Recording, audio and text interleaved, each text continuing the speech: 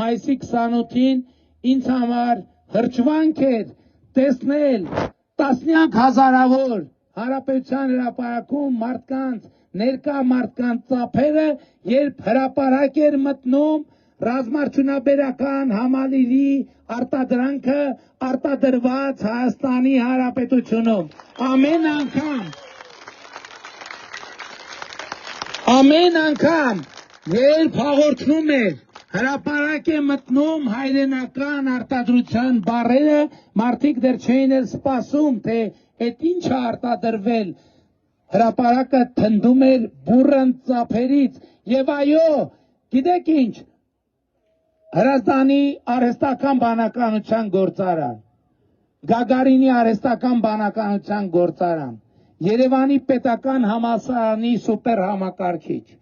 ռազմարդյունաբերական համալիր,